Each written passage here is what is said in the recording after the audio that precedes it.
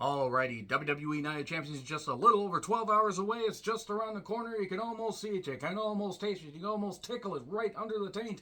But before we talk about that, we got to talk about this show that was live, recorded moments earlier in front of a very dubbed in-studio audience. Man, they went overly insane.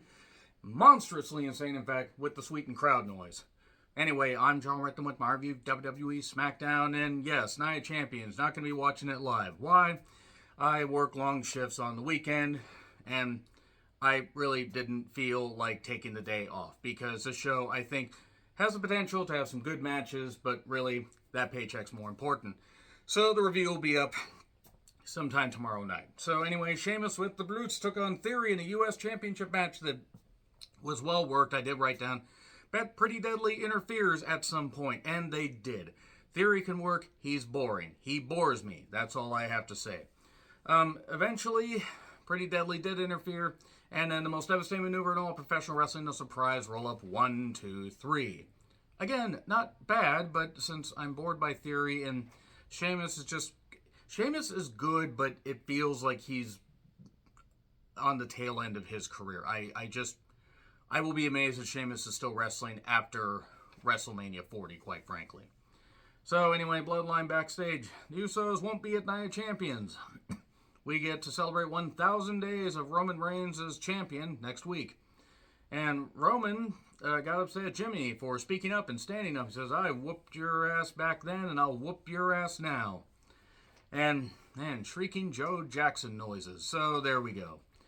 And they tease us and go through the rest of the show, teasing it more and more. And then Raquel and Shotzi took on Damage Control members Bayley and Io Sky. Since Dakota's out for quite a while with a torn ACL. So she's out at least until the very end of the year. She's probably not going to return until the Rumble. Raquel moves with all the grace of a gazelle that was tranquilized. The finish got really messy. It was just really odd. Raquel and Shotzi win. I mean, I didn't hate it, but it really feels like they've cooled off on Io after getting that tremendous reaction from the Backlash crowd in Puerto Rico. Io proving that she is one of the best in the goddamn world, and now she's just doing this. Package on Rollins and Styles. Why are Hit Row still here? Why? I'm not against people getting paychecks, but they serve no purpose in WWE. Grimes then beat Ashante Diodonis. Cole did knock Top Dollar, which is easy to do because knocking Top Dollar is fun because he's uncoordinated and an idiot. So anyway, Cave-In, 1, 2, 3. What I said about Hit Row, actually, I do want to put Adonis over here because you could get something out of Adonis. He could be a fine single. Anyway, Corbin then attacks Grimes in the entranceway, and then we have Bianca come out and cut a promo talking about facing off against Asuka, and then Asuka attacks her, locks on an armbar. She tries to hit the KOD, and agents and people are trying to break this up. So okay, at least they tried to make it a little bit interesting. And then the dubbed in boos for LA Knight. I don't know why they did that. He then beat Rick Boogs. In a match, I had the Street Profits on commentary, and while I think the Profits can be entertaining, they are incredibly annoying on commentary, and I muted it. I'm sorry. I really should just start muting NXT commentary, but I like Vic Joseph, hate Booker T. But anyway, Boogs has some serious strength. He's not terrible as far as doing some spots, but LA Knight wins, as he should. Then he knocks the Profits, give LA Knight the Money in the Bank briefcase, watch them give it to Dominic, and therefore completely destroying the credibility of the Money in the Bank briefcase forever. And then Cross and Scarlett had a pre-tape. Styles makes his entrance. We get recaps of Isla and Alba dominating many women. I would watch. And then Styles beat Cross in a match I didn't care about because Karrion Kross is there. And while I met Karrion Kross about 3.5 years ago at an indie show, and he was nice enough, actually pretty goddamn nice, it just feels like he's just a guy to get beat now. And also during this match, Mia Yim chased Scarlett away. Night of Champions rundown, and then recaps of Cody getting destroyed. Please, more of this. KO and Sammy are out for the KO show. They're talking.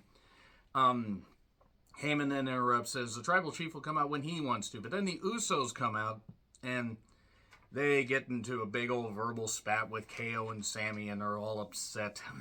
And Owen says, he may be the head of the table, but you guys are the heart of the table.